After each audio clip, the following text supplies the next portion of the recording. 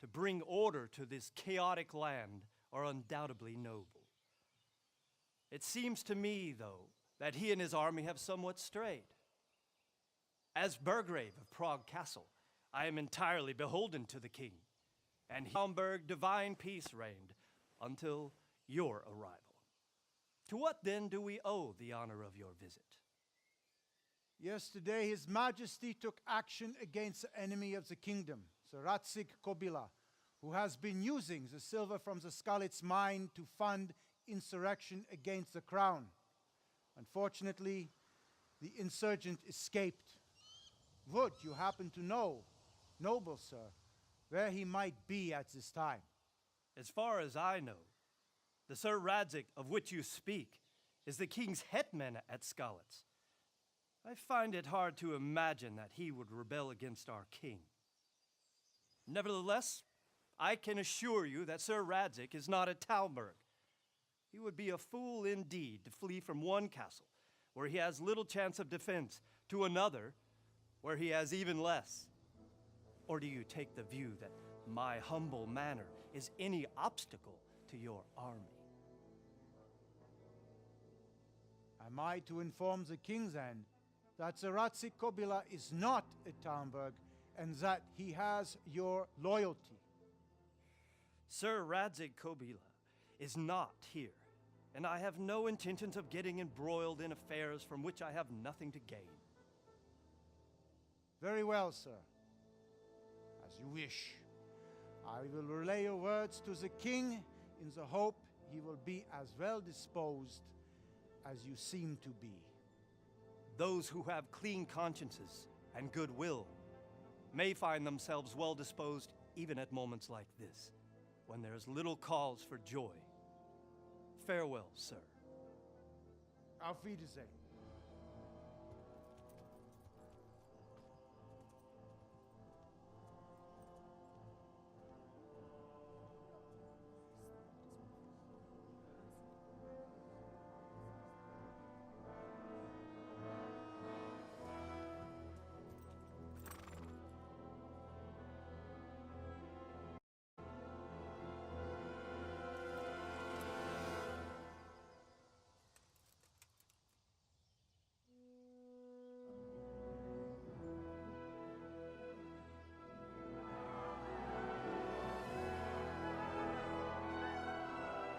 My lord, you have my mission.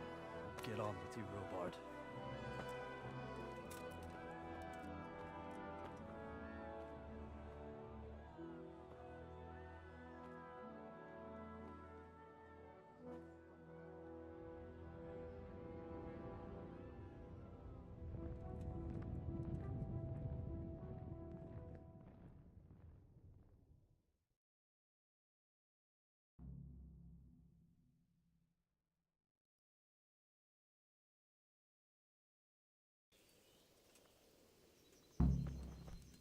What the heck?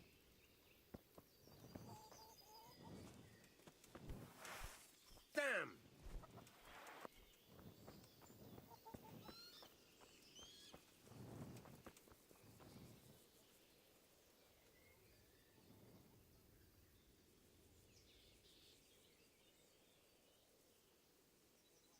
Good health, you.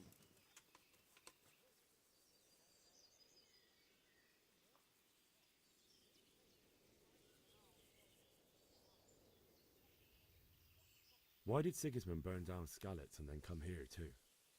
That's war for you, lad. Certain lords have resolved to take things into their own hands and eliminate anyone who doesn't share their view.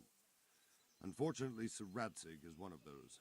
And what's more, he was sitting on a pile of silver that could help King Wenceslas's allies. What happened in Kuttenberg?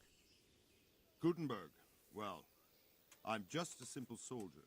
But the good Lord gave me ears, and I've heard some things from Sir Divish and from those who fled from Sigismund's pillaging. Were there many? Indeed. But it was the Kuttenberg mercenaries who came to see me, because I knew them from before. I see. Listen, lad, these are all games of the high aristocracy. In Prague, a cabal of nobles rebelled against King Wenceslas, wealthy aristocrats who took against our king for reasons of their own. There's no doubt Sigismund had his fingers in the whole affair. Him and Wenceslas's cousin Jobst. And that cabal helped him abduct the king. So then why did Sigismund attack Kuttenberg? Why do you think?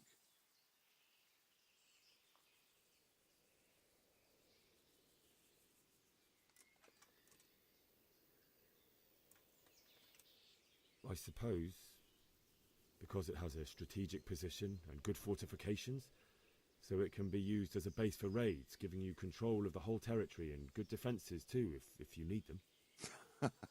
Not at all. King Charles, may God grant him eternal glory, built Prague into a proper royal city, while King Wenceslas took a liking to Kuttenberg.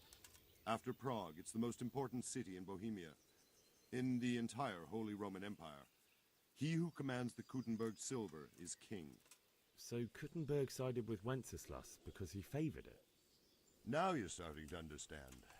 When Sigismund imprisoned Wenceslas and took control of Prague, the people of Kuttenberg began to raise an army against him. So with the attack on Kuttenberg, Sigismund killed two birds with one stone. He defeated Wenceslas's most powerful allies before they could stand against him, and also gained immense wealth.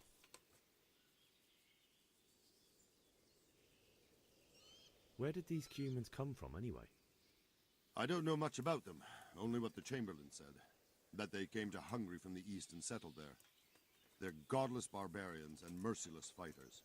The nobles used to say the Hungarian king shouldn't enlist them, because they dishonor our rules of warfare. But when there's power and money to be had, it seems that honor isn't worth my spit. And believe me, it's always about power and money. So Robard, I need to get to Skalitz. What would you do there, lad? Sigismund might have left, but the place will be swamped with robber barons, brigands, deserters, and other vermin. And anyway, your lord commanded you to stay here.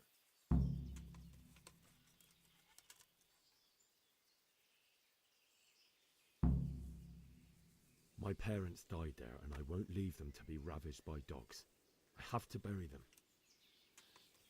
Good God, boy. Do you want to throw your life away for those who can never get theirs back? Do you think that's what they'd want? Forget it.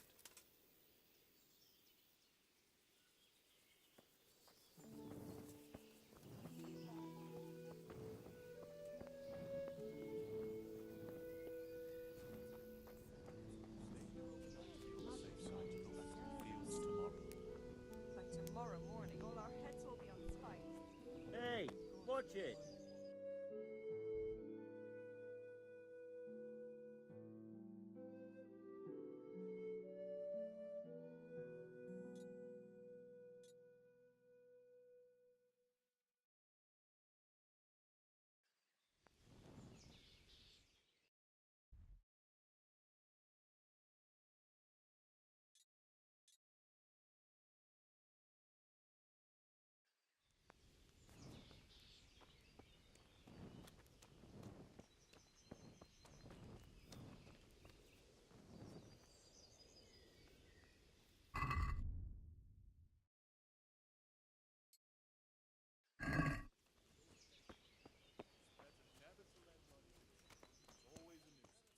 That's just what I said to him.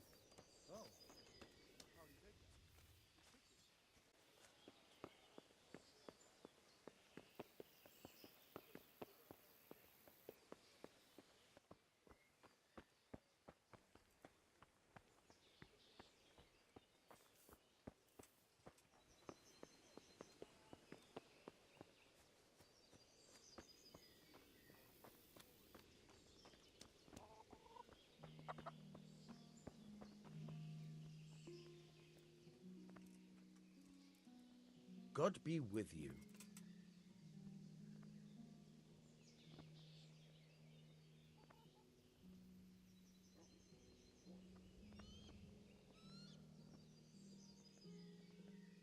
Is there someone here who trades in goods? Hungry, are you? You should go and see the cook. She's good-hearted, especially if you come with some coin. For anything else, you should see a fellow called Votava. Folk aren't too fond of him, because he's as surly as a wet cat. But he can get you just about anything. I saw him by the granary. You'll recognize him easy. He looks like he's never had a decent meal in his life. I need to get out of here. And I need a feather bed with a comely wench in it. But it looks like we'll both be disappointed. Sir Divish gave orders not to open the gate, and you especially are not to be let out.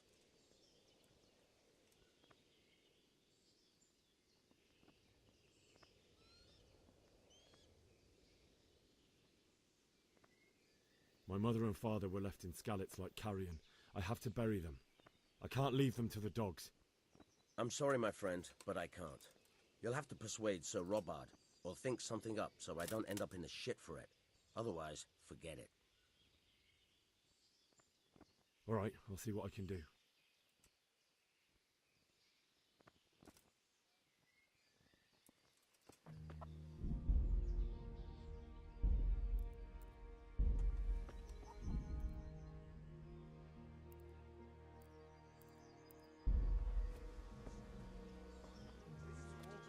Horrible foreign soldiers.